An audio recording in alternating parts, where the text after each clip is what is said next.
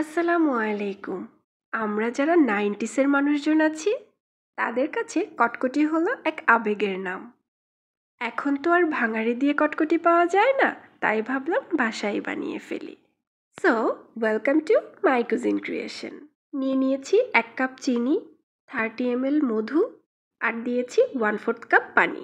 এই সবগুলো উপকরণকে একসাথে জাল করে ক্যারামেল করে নিচ্ছি। আমি এখানে 2 টেবিল চামচ লেবুর রস অ্যাড করেছি টেস্টে একটু ডিফারেন্স আনার জন্য। তবে চাইলে এটা স্কিপ করা যাবে। দেখতেই পাচ্ছেন আমার ক্যারামেলের কিন্তু কালার চলে এসেছে। আর অবশ্যই ক্যারামেলটা করতে হবে লো টু মিডিয়াম হিটে। আর আমি এখানে 1 চামচ ঘি অ্যাড করেছি খুব সুন্দর একটা স্মেল হওয়ার জন্য।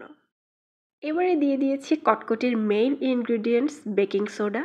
চুলার জাল বন্ধ করে 1/2 চামচ পরিমাণ বেকিং সোডা দিয়ে খুব ভালো মতো নেড়ে নিচ্ছি। দেখতেই পাচ্ছেন ক্যারামেলটা কিন্তু একদম ফোমের মতো হয়ে গিয়েছে। আর এই কাজটা কিন্তু খুব দ্রুত সময়ে করতে হবে, তা না হলে ক্যারামেলটা জমে শক্ত হয়ে যাবে। এবারে আমি একটি প্লেটের উপরে বেকিং শিট দিয়ে মিশ্রণটি ঢেলে নিচ্ছি। এই কাজটা কিন্তু খুবই স্যাটিসফাইং। এটা দেখতে যেরকম ইন্টারেস্টিং লাগছে, আমার কাজটা করতেও খুবই মজা লেগেছে। এবারে আমি কিছু বাদাম কুচি ছিটিয়ে দিচ্ছি উপর দিয়ে, যেন এটা দেখতে এবং সেই সাথে খেতেও মজা লাগে। রুম টেম্পারেচারে আধা ঘন্টার মধ্যেই এটা সেট হয়ে গিয়েছে। এই কটকটি বানানোর প্রসেসটা কিন্তু একদমই easy.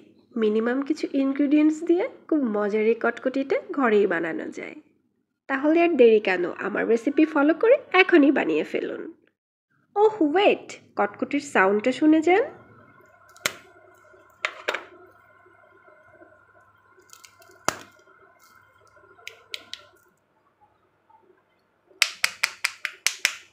Thanks for watching. Allah Hafiz.